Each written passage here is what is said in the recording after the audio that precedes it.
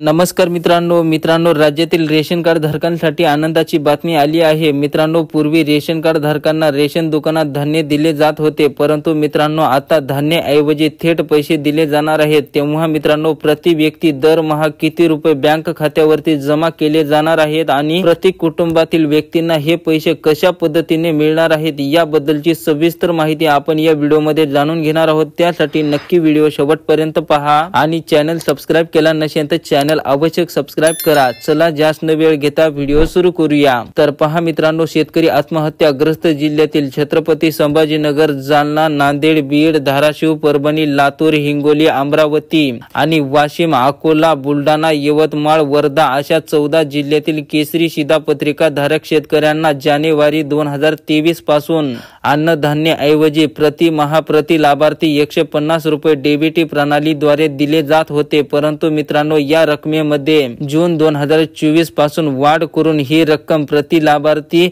170 रुपये इतकी करण्यात आली आहे। आणि मित्रांनो, यासाठी 11,84,847 पात्र लाभार्थ्यांच्या बँक खात्यामध्ये 113,58,65,512 रुपयांचा लाभ जमा करण्यात आला आहे। तर मित्रांनो, पहिले प्रति लाभार्थी 150 रुपये दिले जात होते। जर मित्रांनो तुमच्या कुटुंबात 5 व्यक्ती असतील तर त्या 5 व्यक्तीच्या कुटुंबांना 750 रुपये दरमहा दिले जाते, परंतु मित्रांनो आता प्रति लाभार्थी 150 ऐवजी 170 रुपये दिले जाणार आहेत। म्हणजेच मित्रांनो, तुमच्या कुटुंबात 5 व्यक्ती असतील तर त्या 5 व्यक्तीच्या कुटुंबांना 850 रुपये डीबीटी अंतर्गत त्यांच्या बँक खात्यामध्ये जमा होणार आहेत। तर अशा प्रकारे मित्रांनो, रेशन कार्ड संदर्भात ही महत्त्वपूर्ण अशी अपडेट होती। मित्रांनो, तुमचा जिल्हा कोणता आहे आणि तुमच्या खात्यात हे पैसे जमा झाले का नाही नक्की कमेंट बॉक्स मध्ये कळवा। व्हिडिओला लाईक करा आणि चॅनलला सबस्क्राइब केलं नसेल तर चॅनलला आवश्यक सबस्क्राइब करा। धन्यवाद।